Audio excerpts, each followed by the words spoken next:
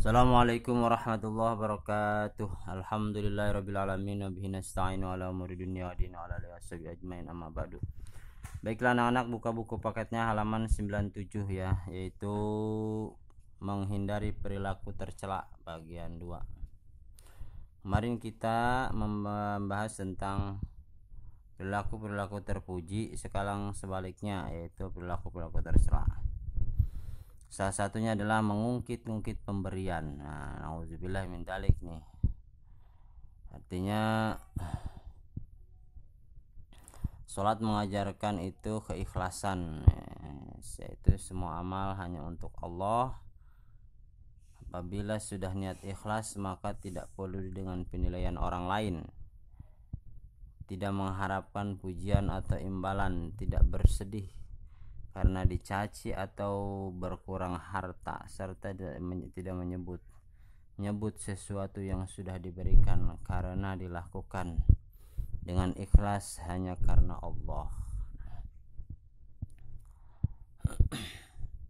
Salat mengajarkan kita untuk ikhlas, sebagaimana dalam doa iftitah, inna sholati wa nusuki wa mahyaya wa mamati lillahi rabbil alamin. Sesungguhnya salatku, ibadah hajiku, hidupku, matiku hanya untuk Allah. Nah, dalam salat diajarkan, disebutkan, diucapkan hal seperti itu.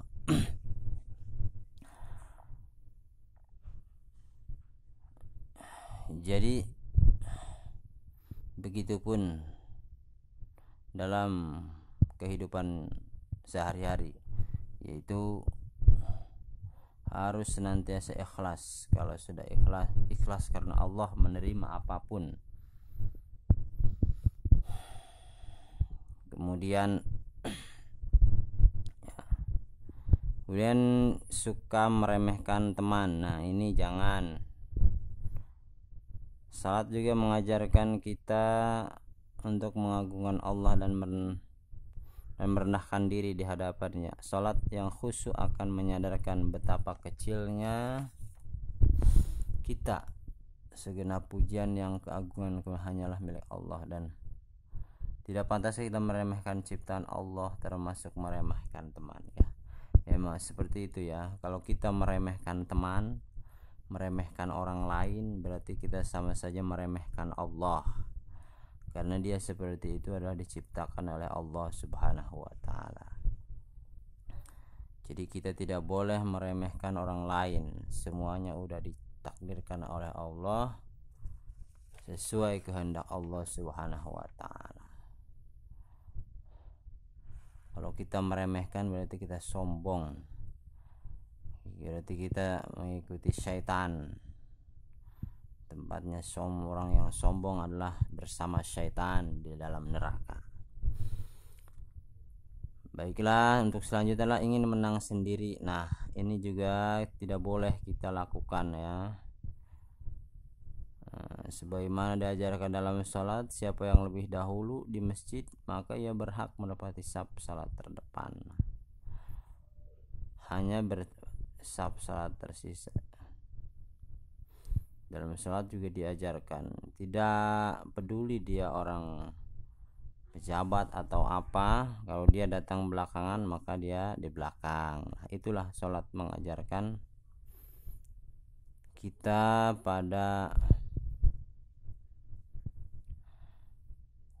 kepada kesamaan dalam kehidupan ya. Kemudian juga suka mencuri. Tatkala membaca doa iftitah dalam salat, ketika sebenarnya berikrar bahwa salatku, ibadahku, hidupku dan matiku hanya untuk Allah. Selain salat sebenarnya akan. Nah, kalau hidupku dan matiku itu hanya untuk Allah, berarti kita tidak boleh melakukan hal-hal yang tidak baik yang merugikan orang, seperti mencuri, ghibah, membunuh dan sebagainya. Tidak boleh, karena hidup kita hanya untuk Allah ya, seperti itu ya.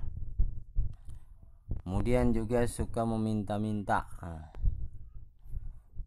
Selama saat kita sebenarnya telah banyak meminta kepada Allah, baik meminta apapun, petunjuk, pertolongan, belas kasih, derajat, rezeki, kesehatan, kesejahteraan, rahmat, dan maka tidak patut kita meminta-minta kepada selainnya. Sikap suka meminta-minta ini tidak terpuji, apalagi sampai mengemis. Nah, itulah dalam salat kita sudah meminta kepada Allah banyak permintaan kita, mulai dari minta rezeki, minta derajat tinggi, minta kesehatan dan sebagainya.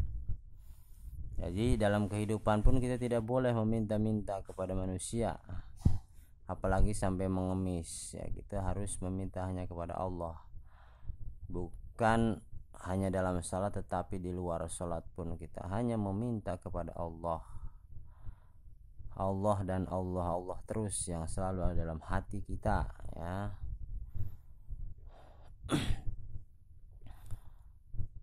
Dalam setiap detik, dalam setiap kita kerja, misalnya sambil kerja kita meminta kepada Allah.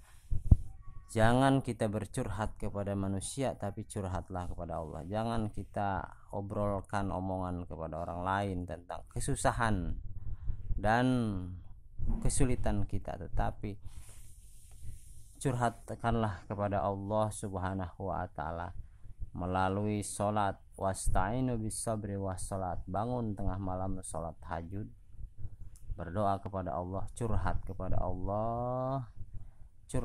Allah tentang apa yang kita alami dan meminta, dan selalu terus mengingat Allah terus siang malam. Selanjutnya adalah suka berbohong.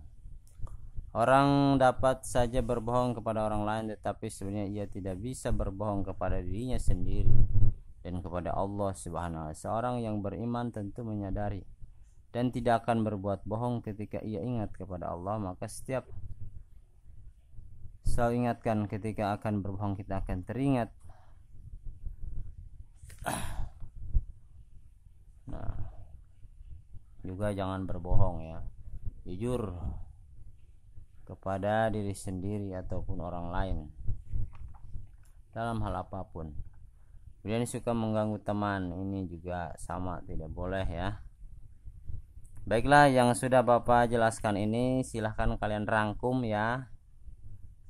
Tulis ulang sama kalian dirangkum. Dirangkum artinya biar sedikit gitu, yang penting-pentingnya saja dirangkum dari awal sampai akhir. Ini hal perbuatan tercela ini sampai dari A sampai G. Ini yang Bapak dapat sampaikan. Billahi taufiq wal hidayah. Assalamualaikum warahmatullahi wabarakatuh.